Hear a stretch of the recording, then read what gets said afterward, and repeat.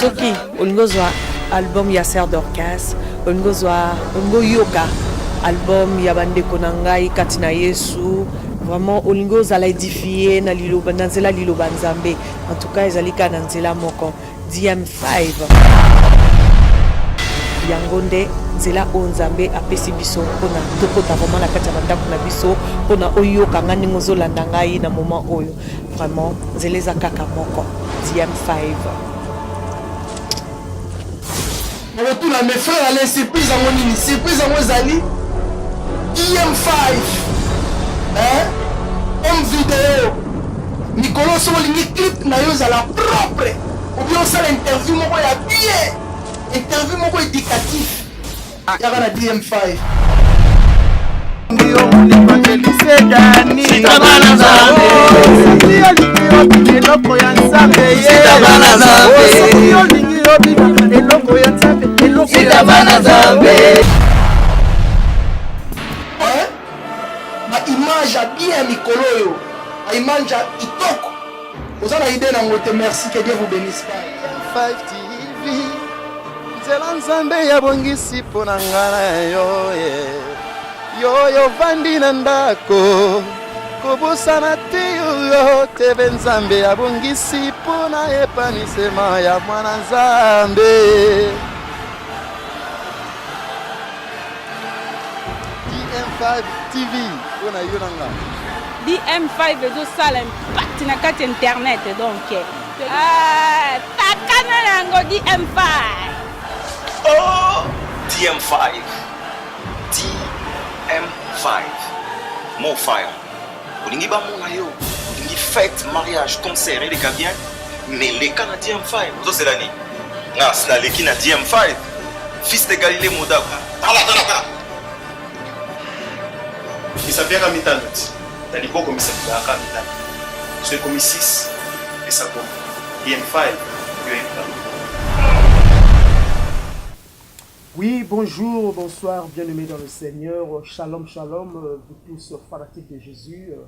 Vous nous suivez de partout. Nous sommes connectés sur www.dm5homevideo.com et nous lançons aussi nos meilleurs vœux de prospérité, de bonheur, de longévité, de puissance à tous les hommes de Dieu de UK qui sont ici avec nous, pourquoi pas en Afrique, partout dans le monde, tous les serviteurs de Dieu que vous suivez cette émission, nos meilleurs vœux, et tous les artistes de ces pays, UK, la France, partout en Europe, au Congo, en Afrique, nos meilleurs vœux et que le Seigneur vous accorde sa grâce pour cette année nouvelle qui va commencer. Aujourd'hui, comme vous voyez déjà, je suis avec un homme de Dieu connu, un homme de Dieu qui fait bien son travail et un homme de Dieu qui aime beaucoup la précision, surtout dans ce qu'il fait. Et nous sommes avec lui aujourd'hui pour partager quelques moments de cette fin d'année et parler de quelque chose qui certainement va vous édifier. Ne temps pas perdre le temps, je vais introduire l'homme de Dieu, le prophète Aaron Kimbati. Bonsoir prophète. Bonsoir Seigneur. Bonjour, ça dépend de l'ère à laquelle la personne qui va nous suivre. Merci beaucoup. Un mot au peuple de Dieu qui vous suit. Merci. Nous voulons tout d'abord vous remercier pour votre temps que vous avez pris pour nous suivre et en même temps je voulais vous présenter le meilleur vœu parce que nous sommes à la fin de l'année que le Seigneur nous accorde qui s'achève et nous croyons que nous allons aussi entrer dans l'année qui arrive, l'année de la gloire. Vraiment que le Seigneur vous bénisse et nous voulons suivre nos questions qui nous seront bombardées pour répondre à vos exigences. Merci. Merci, prophète Aaron Kimbati. Je crois, la première des questions que nous aimerions savoir, nous sommes presque déjà à la porte de la sortie et la porte de l'entrée de l'année 2016. Comment a été l'année 2015 en global, si je pourrais dire synthèse, si je pouvais dire encore le bilan de l'année 2015 par rapport à votre ministère d'abord? Merci beaucoup. Tout d'abord, par rapport à mon ministère, je rends grâce à Dieu parce que à chaque année, le Seigneur fait de grandes choses avec nous, que ce soit spirituel, physique, dans tous les domaines. Nous en sommes reconnaissants de ce que le Seigneur fait. Donc l'année a été positive pour nous. Et puis le bilan, si vous voulez, le bilan, il est positif. Que ça soit spirituel dans tous les sens. Le Seigneur, il nous a assistés et nous en sommes fiers, reconnaissants à ces grands dieux. Merci. Et quand vous parlez du bilan positif, donc ça, là, cela prouve que, qu'est-ce que vous voulez dire par là? Il n'y a pas eu de coq à jambes, il n'y a pas eu de problème, il n'y a pas eu de difficultés. Comme les autres le disent, si vous êtes en Jésus-Christ, il n'y a pas de souffrance, c'est la vie d'abondance, tout va bien. Non, ça, ce n'est pas l'évangile de Christ. L'évangile de Christ, c'est l'évangile des souffrances. C'est l'évangile des rejets. C'est l'évangile des problèmes. Donc, les souffrances, les persécutions ont été là, les épreuves ont été là.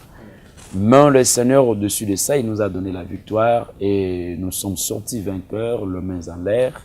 Nous remercions le Seigneur parce que le Seigneur a fait une promesse qui est très importante pour ceux qui ont le ministère, ceux qui ont l'église, les églises. Le Seigneur a dit que je bâtirai mon église propre à moi et les portes de séjour de mort ne prendront jamais. Donc, les problèmes viendront, les portes de séjour de mort vont s'élever contre l'église bâtie, contre le ministère, contre les enfants de Dieu. Mais néanmoins, nous avons une promesse de surmonter, de overcome, comme les Anglais le disent, ces problèmes. Merci. Vraiment, merci beaucoup, bien-aimés dans le Seigneur. Nous sommes toujours là avec l'homme de Dieu, le prophète Aaron Kimbati, le palmier. Et ceux qui veulent découvrir encore, en savoir en profondeur, soyez connectés et vous saurez pourquoi on l'appelait le palmier. L'homme de Dieu, quel était le message clé de cette année 2015? Sur quoi vous vous êtes basé? Sur la repentance, le royaume des cieux, sur la prophétie? Quel était vraiment l'enseignement que l'homme de Dieu se basait pour nourrir le peuple de Dieu pour cette année 2015?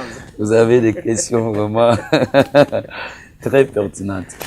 Donc, le message que j'avais a été basé sur le baptême du Saint-Esprit et la prophétie. Le baptême du Saint-Esprit et la prophétie. Donc, le baptême du Saint-Esprit et la prophétie. Vraiment, l'homme de Dieu, en parlant du baptême du Saint-Esprit, il y a de ceux-là qui ont été baptisés par des bougies, par des tiges, des allumettes, on fait un petit cercle de feu, on vous fait passer par là. Non, ça, ce n'est pas le baptême. Le baptême du Saint-Esprit est important dans la vie d'un chrétien, dans la vie d'une église, parce que nous vivons dans un moment où le matériel est en train de prendre place pour étouffer l'élan du Saint-Esprit.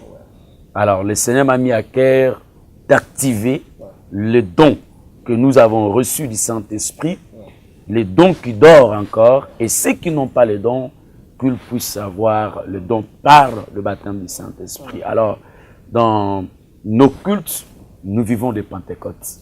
À chaque jour, à chaque dimanche, vous demandez aux enfants de notre ministère, l'Arche de l'Alliance, c'est la Pentecôte. Nous vivons la Pentecôte, donc il y a la puissance qui se manifeste, la prophétie, les dons, les visions ouvertes, les visions spirituelles. Donc les gens sont baptisés, et parce que quand une personne est prospère du côté de l'esprit, alors ça lui aussi sera facile de prospérer physiquement, matériellement, financièrement. En tout cas, merci beaucoup, serviteur de Dieu, le prophète Aaron Kimbati. Alors, ma question sera encore la suivante. Pour ceux-là qui ont été baptisés par des exemples que je viens de donner tout à l'heure. Non, ils doivent reprendre. Ça, ce n'est pas le baptême.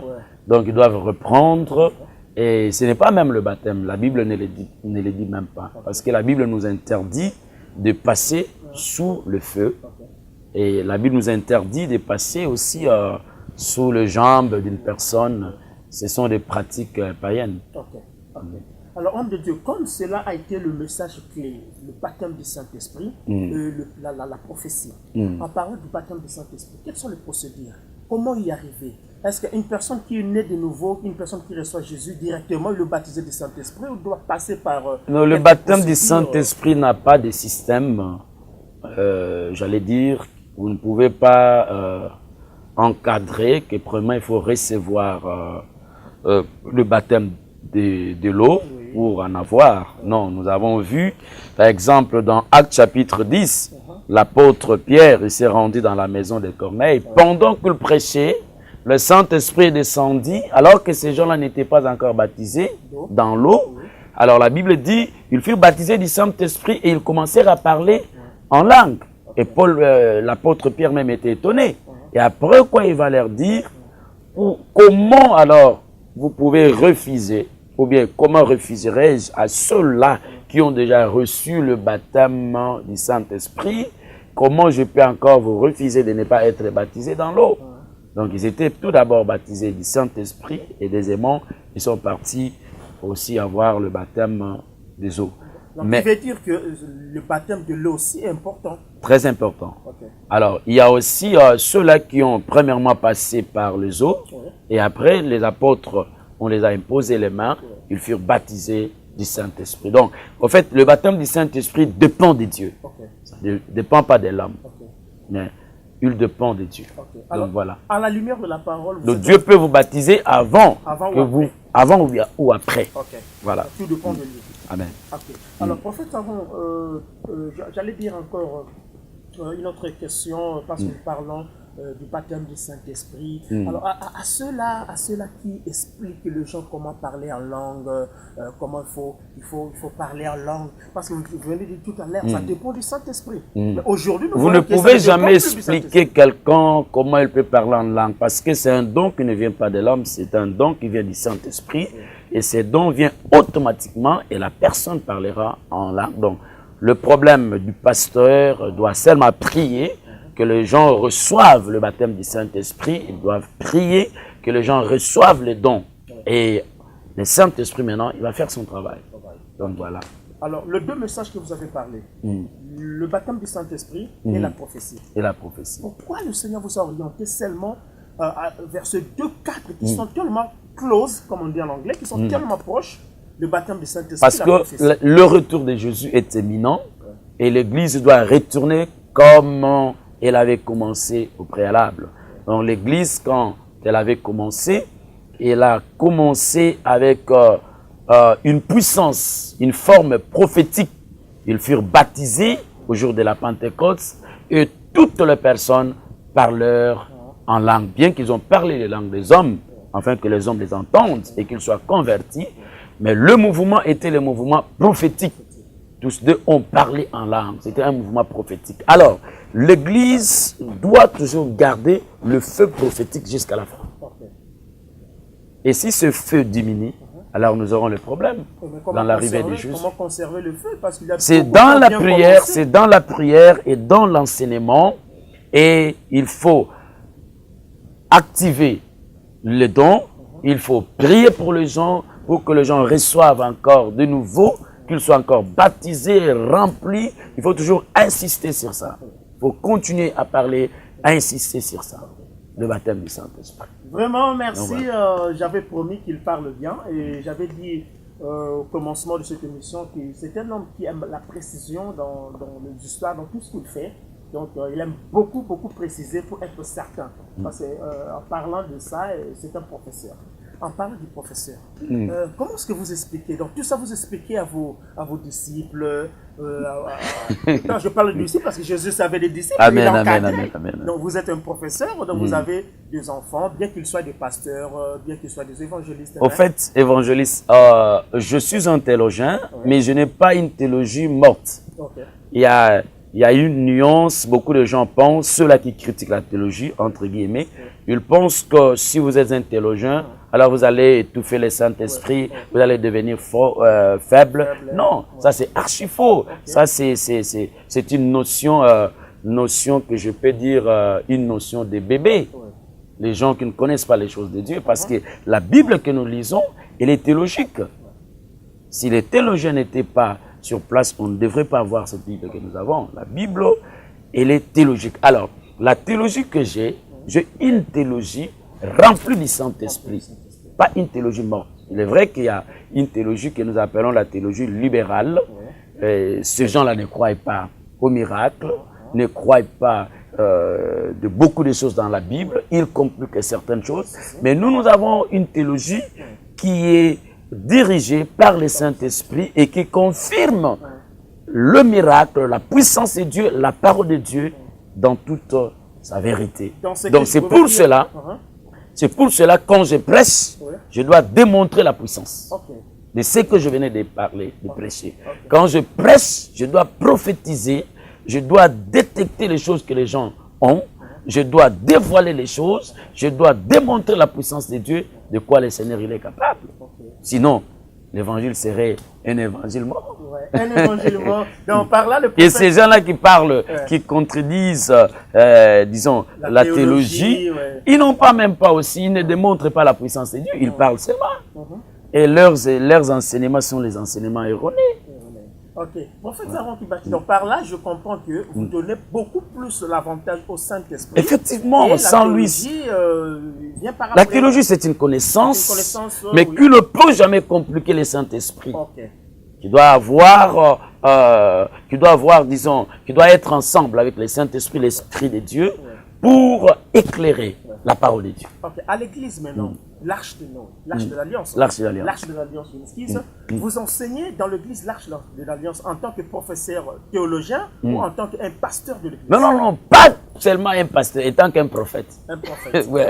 Parce que j'ai les enfants que j'ai consacrés, bon, je les prépare pour la pastorale. Mais moi, je suis dans mon office prophétique. Donc, un prophète, c'est celui qui enseigne aussi. Moïse fut un prophète, mais il enseignait. Moïse fut un scribe, un prophète et scribe. Donc, un docteur, un prophète, un sacrificateur même. Parce qu'il faut comprendre que Moïse est sorti dans une famille sacerdotale, dans la famille d'Aaron. Donc voilà, donc. Vous êtes le prophète Aaron. Le prophète. Et je suis un sacrificateur, donc pasteur. Et je suis prophète. Ma vocation, c'est le ministère prophétique. Donc je suis un prophète. Quand je me lève, je parle comme un prophète, j'enseigne comme un prophète et je démontre la puissance de Dieu comme un prophète. Vraiment, homme de Dieu. Mais quand je suis à l'école biblique, là j'enseigne calmement et voilà, comme un professeur, on discute avec les étudiants, mais toujours vous sentez qu'il y a l'esprit, il y a des révélations de l'esprit, pas des révélations fausses, mais des révélations qui sont vraiment, qui éclairent la parole de Dieu. Donc par là, bien aimé dans le Seigneur, vous comprenez que le prophète Aaron Kibati n'enseigne pas comme professeur, il ne transmet pas seulement la lettre par rapport au diplôme qu'il a dans la théologie, mais il donne la vie qui est donnée aussi par le Saint-Esprit. Je crois que beaucoup de gens, vous l'avez compris aujourd'hui, il n'y aura plus de conques à jambes, il n'y aura plus de discussion là-dessus parce que c'est un homme de Dieu rempli du Saint-Esprit. Prophète Aaron Kibati, je ne passerai pas je ne passerai pas par une autre question sans pourtant demander celle-ci. Parce qu'il y a eu beaucoup de rumeurs, même parmi les hommes de Dieu aussi, que moi j'ai rencontré personnellement, qui disent qu'un prophète ne peut pas bâtir l'église, un évangéliste ne peut pas bâtir l'église, parce qu'il n'a pas ce droit, c'est réservé au pasteur. Un évangéliste ne peut pas bénir un mariage, un prophète ne peut pas bénir un mariage. C'est pour cela que nous appelons que ces pasteurs-là viennent à l'école, soit qu'ils puissent aller dans certaines écoles pour apprendre la parole de Dieu. Parce que le ministère, les 5 ministères que nous avons, certaines personnes disent qu'il y a 4 ministères parce qu'on a amené le pasteur et l'enseignant. On a mis ça ensemble, mais néanmoins, on a 5 ministères parce qu'un pasteur, tout pasteur doit enseigner. Donc, on a 5 ministères. Alors, le ministère a été donné pour le perfectionnement des saints. Donc, un ministre de Dieu, bien sûr, il est vrai que tout le monde, même un apôtre, même un pasteur, ce n'est pas tous les apôtres qui doivent bâtir les églises. Parce que tu peux être aussi un apôtre qui édifie seulement les églises qui sont déjà bâties. Qui dirige les églises de loin comme de près.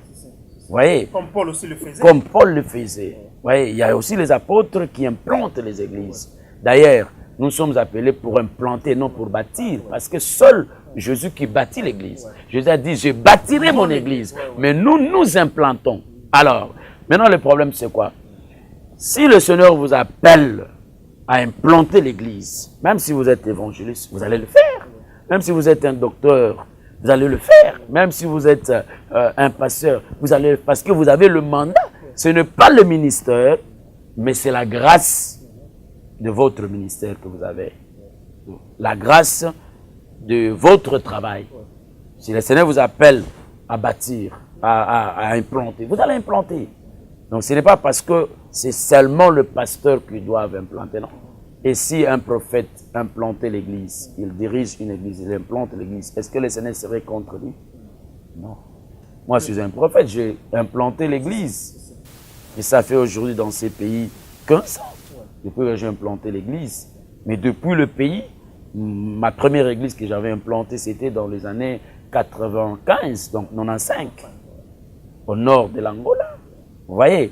Donc, il y a les membres qui sont gagnés dans ces églises-là, on forme les gens. Et je peux jouer deux rôles, pasteur, prophète, soit même enseignant. Vous voyez? Donc, le Seigneur... Ces capacités-là vous sont données par le Saint-Esprit. Moi, je suis allé quelque part dans une église. Avant que je vienne ici, j'étais à Paris. Alors, j'ai enseigné dans une église que je ne vais pas révéler les noms. Alors, le deux pasteurs de cette église, il s'est chamaillé pour moi. Cet enfant, c'est un prophète. L'autre dira, non, non, c'est un docteur. Vous voyez? Donc, l'autre dira que non, c'est un docteur. Donc, mais moi-même, je sais que je ne suis pas un docteur, mais je suis un prophète selon la grâce que le Seigneur m'a donnée. Mais néanmoins, il y a une partie de l'enseignement que je porte aussi. Donc voilà. Merci, le prophète Aaron Kimbati, l'homme de Dieu puissant en parole, qui a la connaissance de Dieu certainement. Et j'aimerais bien aussi parler de quelques livres que vous avez déjà fait sortir. Il y a beaucoup de titres. Mais je voudrais aujourd'hui, juste pendant 2-3 minutes, si vous pourriez nous parler de ce livre que moi j'aime beaucoup, qui parle de la prophétie, le prophétisme. Le prophétisme, le prophétique et le prophétisme. Le prophétique et le prophétisme. Merci. D'abord, comment est-ce que vous établissez la différence entre ces deux mots? Parce que c'est un peu pertinent que les gens ne comprennent pas. Le prophétisme, c'est quoi? Le prophétique, c'est quoi? En fait, ça c'est mon premier livre que j'ai écrit, tant qu'un prophète. Donc ça c'était mon premier fils pour sceller mon ministère. Alors, quand j'ai parlé sur le prophétique et le prophétisme, bien le prophétisme et le prophétique. Donc le prophétisme, quand nous parlons du prophétisme, nous voyons le ministère prophétique de l'enseignement de la parole de Dieu. Voilà. Donc, ça c'est le ministère de la parole, le ministère prophétique de la parole, un prophète. Alors, quand je parle maintenant du prophétique, je parle du don prophétique. Les dons prophétiques. Alors, les dons prophétiques sont donnés à la communauté chrétienne qui est baptisée du Saint-Esprit. Donc, à l'église, aux chrétiens qui sont baptisés du Saint-Esprit, d'office, ils ont déjà le prophétique en eux. Donc, le don. Automatique. Quand vous êtes baptisé du Saint-Esprit, automatique, vous avez les dons prophétiques. Ça peut être la parole de connaissance, le discernement des esprits, le miracle, guérison, sagesse, prophétie, ce genre de choses. Vous voyez? Donc, ça fera déjà de la personne d'un chrétien comme un prophète qui reçoit, un prophète, c'est lui qui reçoit et qui parle de la part de Dieu. Voilà. Donc, la communauté chrétienne baptisée du Saint-Esprit d'office, nous sommes déjà des prophètes.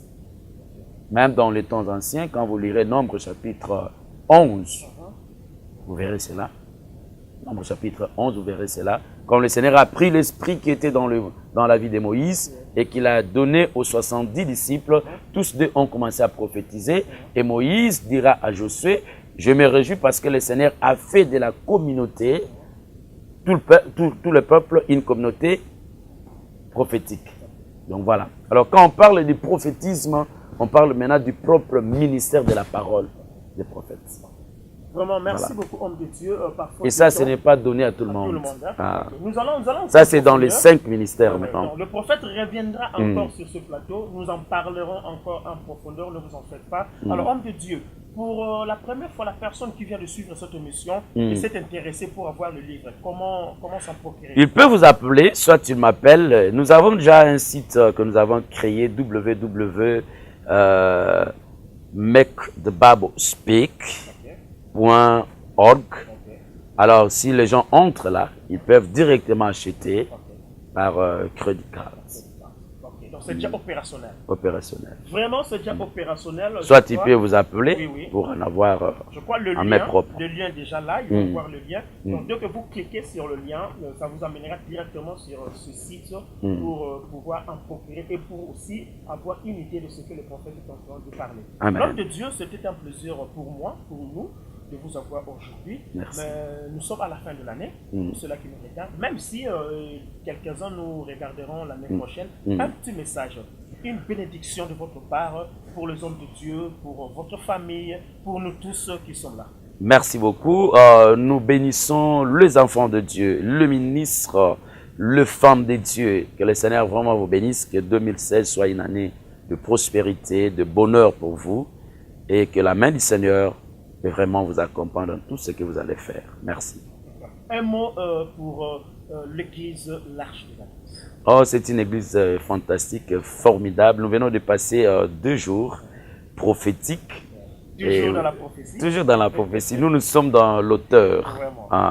Et quand le Seigneur nous parle, nous sommes contents parce que nous croyons qu'il va l'accomplir comme il a dit. Donc, nous bénissons le Seigneur tout d'abord pour ça et nous bénissons l'église parce que cette église, ce n'est pas une église charnelle, mais une église spirituelle, une église prophétique.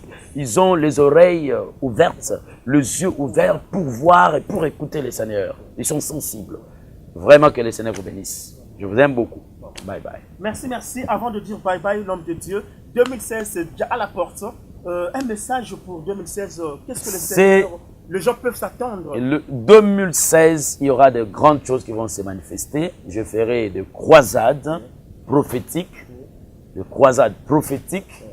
où nous pouvons prophétiser un à un par la grâce de Dieu. Nous allons le faire. Nous croyons. Vraiment, nous le croyons. Merci beaucoup à l'homme de Dieu, le pasteur Joël, qui vous aime beaucoup, qui vous apprécie beaucoup dans le travail que vous faites. Amen. Merci à l'église L'Arche de l'Alliance, JKM Church. Merci beaucoup vous tous. Et pourquoi pas à ma femme qui me soutient toujours, Maman Dinafikala. Merci pour la grâce que le Seigneur nous a donnée. Nous sommes à la fin de cette émission, mais restez connectés sur www.dm5homevideo.com pour en savoir plus. Bonne année et surtout, que le Seigneur vous bénisse. Ciao, ciao.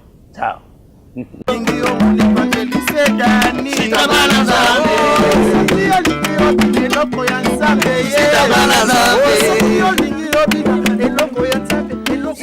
soki olingi ozwa album ya Sœur Dorcas, olingi ozwa yoka album ya bandeko na ngai kati na Yesu, vraiment olingi ozala édifié na liloba na nzela liloba Nzambe.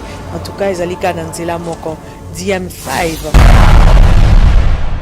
yango nde nzela oyo Nzambe apesi biso mpona tokota vraiment na kati ya bandako na biso mpona oyoka nga ndenge ozolanda ngai na moment oyo. Vraiment nzela eza kaka moko DM5. Retour à mes frères, allez, surprise à mon ini, surprise à mon zali. DM5, hein? Homme vidéo. Nicolas Somolingi clip na yo la propre. Ou bien ça l'interview moko ya bien. Interview moko éducatif. Y'a la DM5. Ndio mlipangelise gani sitabana zambe ndio lingi eloko ya nzambe sitabana zambe ndio lingi obika eloko ya nzambe eloko sitabana zambe ma image a bien mikolo yo ma image a kitoko ozana idée na ngote. Merci, que Dieu vous bénisse. 5 TV nzela nzambe ya bongisi pona ngana yo yo vandi na ndako kobosana te yo tebe nzambe ya bongisi pona epanisema ya mwana nzambe. DM5 TV pona yo nanga DM5 ezosala impact na kati internet donc takana nango DM5. Oh, DM5. DM5. More fire. Olingi ba mona yo. Olingi fête, mariage, concert et les cas bien. Mais les cas na DM5. Vous c'est l'année. Non, c'est les qui na DM5. Fils de Galilée Modaku. Tala.